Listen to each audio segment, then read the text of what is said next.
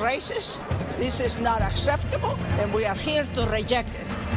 Protesters flood the Texas Capitol to have their say against a controversial immigration proposal now on the move in the Senate.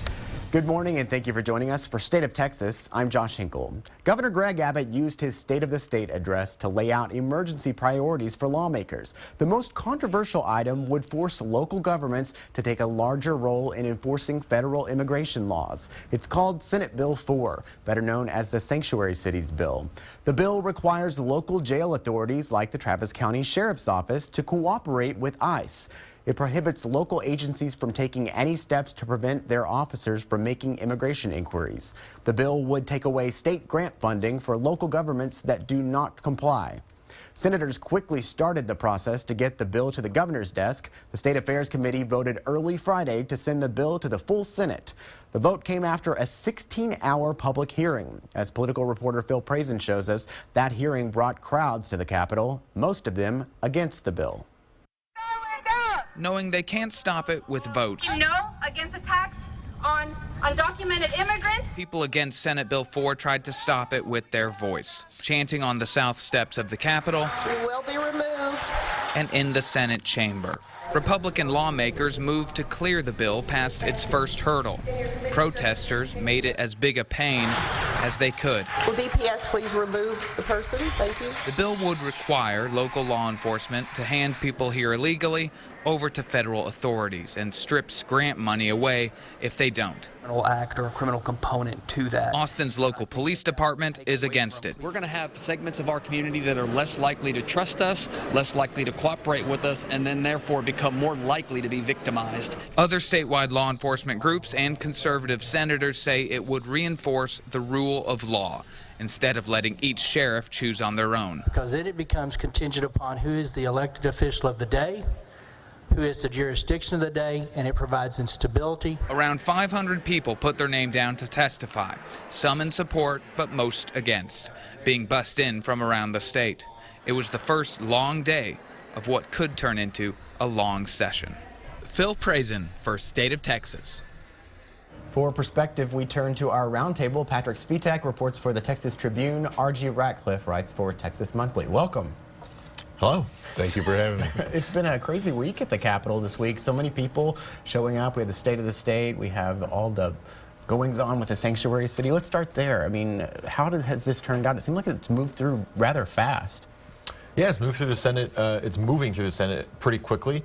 Early Friday morning, the State Affairs Committee on a party line vote approved it 7-2, and it's heading to the Senate floor next week. And so there's, at least in the Senate, a lot of momentum behind it. Now, I know that the House's version of the bill differs a bit. It's maybe not as strict. How is it going to be if this Senate version makes it over to the House? Well, that's always part of the negotiating process between the two chambers. I think probably in some ways what's almost more significant than the state bill is the change in federal policy that Donald Trump instituted. Under President Obama, only really the most serious people who had been convicted of crimes were eligible to be deported, and that they were really about the only ones that the Immigration and Customs Enforcement Service were requesting.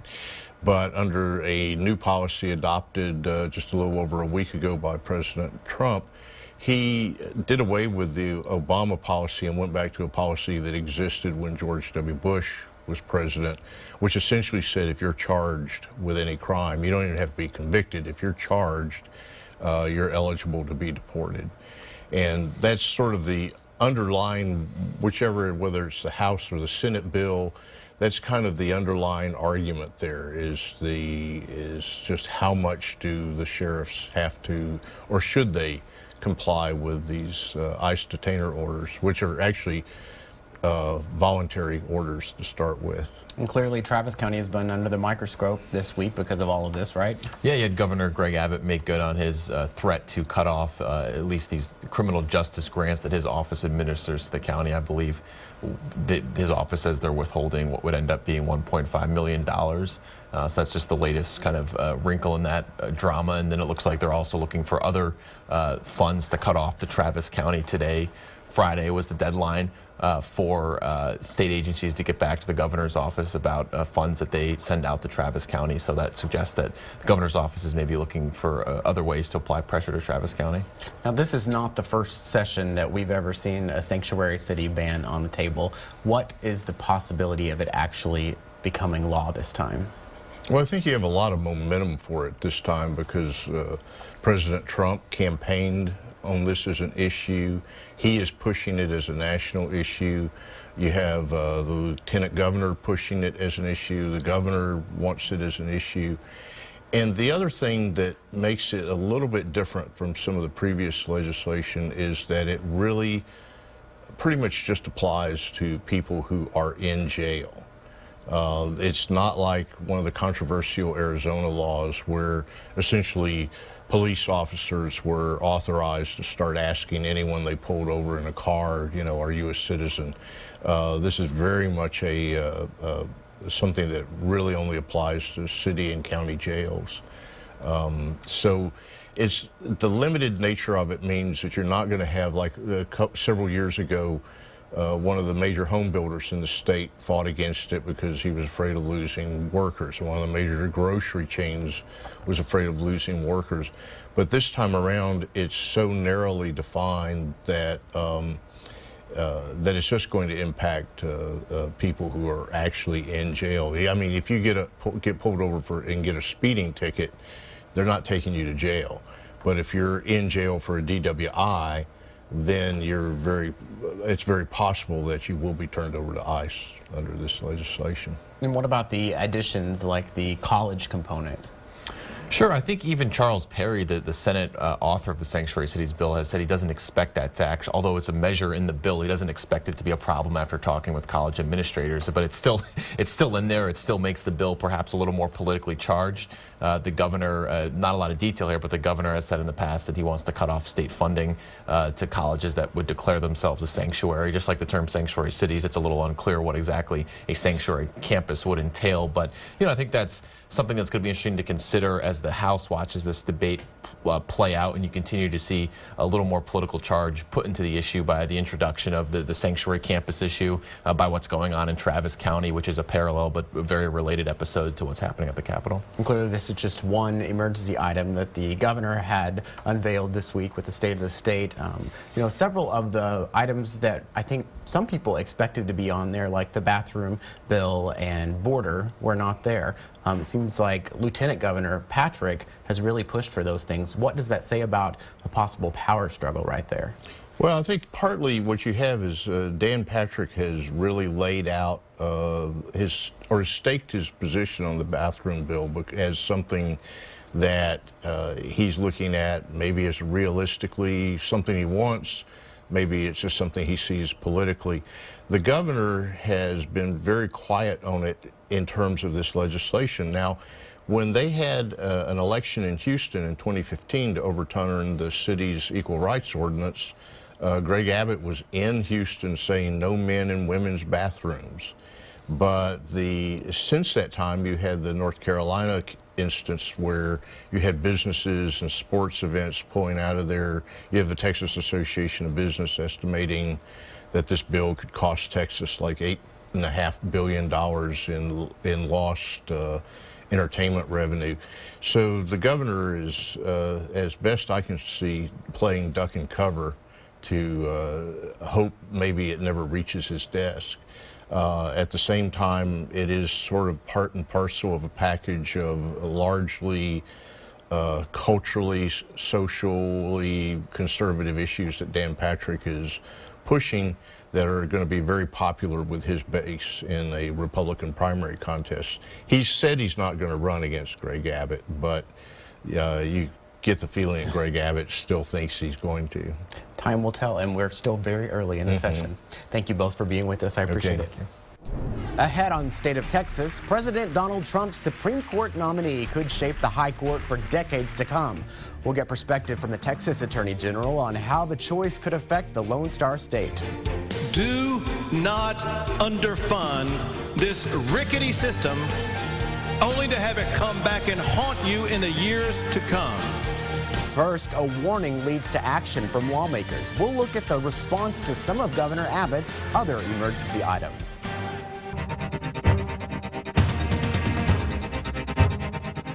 Governor Abbott laid out 4 emergency items for lawmakers in last week's State of the State address. We've been telling you about the Sanctuary Cities bill moving quickly through the legislature. The governor also gave emergency status to revamping the state's foster care system, ethics reform, and approving Texas as a member of the Convention of States movement. The ethics reform package made quick progress after the governor's declaration. The Senate State Affairs Committee approved legislation Thursday that would require lawmakers to reveal more of their private business dealings. It's expected to hit the Senate floor next week. Governor Abbott also warned lawmakers to give Child Protective Services more resources to protect Texas children from abuse and neglect. Do not underfund this rickety system only to have it come back and haunt you in the years to come. The bill to reform CPS started moving through the process Thursday. Senate Bill 11 would speed up the response to child abuse cases and improve the investigative process. Senator Charles Schwertner from Georgetown is leading the push. We need, as a state, to come together to devise the right system of foster care, the right system of investigations, and the right amount of appropriations to make sure that we have a robust network of foster care parents and services available to those children that are under the conservatorship of the state. The Senate Health and Human Services Committee held hearings on the bill Thursday. Committee members are expected to send a final version of the bill to the full Senate within the next 2 weeks. Ahead on State of Texas, President Trump's Supreme Court nominee gets a warm response from the state's top lawyer. So it has an impact. I mean, it obviously helps us to have good judges up there. We'll get perspective from the state's Attorney General on how the choice could affect Texas lawsuits against the federal government. President Trump drew both praise and criticism for choosing Neil Gorsuch as his nominee for Supreme Court. Gorsuch was appointed to a federal appeals court by George W. Bush. His rulings have favored advocates of religious freedom. Gorsuch is being considered to fill the seat left vacant after Justice Antonin Scalia died last year. I think the conservatives liked him for 2 reasons. Number one, they wanted to find someone who would approach the law and vote on cases the way Justice Scalia would, and they found someone who might even be slightly more conservative than Justice Scalia. I think the second thing is a strategic move by the conservative groups. This is a man who was once the law clerk to Anthony Kennedy, so presumably having him on the court would make Justice Kennedy comfortable. There's been a lot of talk that Justice Kennedy has said maybe he'll retire this term, maybe next term. That's the seat they really want to get. Texas Attorney General Ken Paxton welcomed the Gorsuch nomination. Paxton gave his perspective on how the choice could affect Texas in a one-on-one interview with political reporter Phil Prazen. Does this change your strategy at all? Does this impact Texas in any way? It impacts us in a big way. We have many lawsuits against the federal government, well over 20. That are, a lot of them are constitutionally related, and so to have another judge on that court that actually cares about what the Constitution means and what separation of powers means, which he's written a lot about. He's also written a lot about these agencies run amok and this thing called Chevron deference, where the courts give too much deference to agencies, and he's asked the Supreme Court to consider overturning that. So I think he has some good views that will benefit our state. What do you think are the big cases that maybe Texans sitting at home would know about that they should pay attention to this because, hey, this case is coming up? Well, immigration was a huge case. We have our guidelines from the Obama administration on bathrooms. We have a Clean Power Plan, which is a huge EPA case that would cost the country about $27 billion. And if we lose, so those are cases that are pending in different parts of the court system, mostly the appellate court level. But we have many. I mean, we have like 12 cases against the EPA. For the immigration case, this is the executive order? This is the executive order. Is your office more hopeful that that will not be an issue with this new appointee and the Trump administration? Well, just to give you an idea, the Justice Department agreed to stay it for a while. Okay. And obviously they think I'm guessing they think that we're going to win, because that's one of those that President Trump could undo. He could just rescind it, and we'd win. So, we're hopeful on that one. That could happen any day, from here until... It could happen in 2 minutes. So, they've got plenty to do. They've got plenty of things to look at. Obama left them a whole treasure trove of issues to deal with. and they're dealing with them as they hit them. How does what's happening on the border affect your office? Well, you know, we have law enforcement officers that are involved down there at times, so we're obviously concerned about border security and threats from terrorism and people crossing our border that could commit crimes. So obviously that does concern us because we're worried about, you know, the law being followed. We're worried about the security and safety of our citizens. So we're hopeful that the legislature will deal with like sanctuary city issues and provide money for border security. But we're also hopeful that Texas at some point won't have to spend so much money because the federal government is actually stepping up. And you know, you saw the president's executive order where he's going to allow more border agents, more immigration agents, the wall. Sanctuary city, you know, defunding for cities that do this. So there's a lot of things at play here that could potentially help Texas, because I've seen some studies that say that illegal immigration costs state up to $12 billion. The wall itself is supposedly only going to cost $10 to $15 billion. So, you know, one-time cost versus this ongoing cost that we're dealing with could be helpful to the state of Texas. When it comes to sanctuary cities that you mentioned a little bit earlier, we're Travis County, we're going through that debate right now. Is your office going to weigh in on any of this? So we would weigh in. So we don't have any policy. We can't do anything related to policy or passing legislation, but typically if there's a violation of state law, we can weigh in. Or if for some reason the state needs to file a lawsuit against you know, some particular entity of Travis County, then we might be involved in that. So, but as far as passing anything, we're not involved in any of that. Because some of the criticism of why we need this law is that Sheriff Hernandez is not complying with federal and state statute. Do you know of anything is that happening right now that you know of? So, just according to her own statements, there's concerns that, you know, she's sworn to uphold the Constitution, and she's obviously supposed to follow state law. So she herself said she wasn't going to turn over criminals who were illegal over to the federal government. Well, that's part of what the law requires, and so there is some concern with me and with the legislature, with the governor, obviously, that she is sworn to uphold the Constitution and state law, and she is saying she's not going to do it. And I don't see any benefit to the citizens of Travis County. What's the upside for them having criminals in their midst that are here illegally when you can have them deported? Is that a federal purview on this kind of thing, or are you guys investigating if she broke any state laws? So right now it would be federal because it's federal law, but I think what the governor has talked about, and we'll see if the legislature is open to it, is potentially removing elected officials from office who don't follow their constitutional duty and their role under state law. There have been a lot of executive orders from the Trump administration already. What are you watching for as we go forward here? Because that was a major beef of the Obama administration, doing all this stuff by executive orders. Is there lines that he would cross that you would say, hey, you need to not do that? Sure. So the difference so far, and I read the most recent executive orders on immigration, the Obama executive orders should literally come in and say, the statute now says this.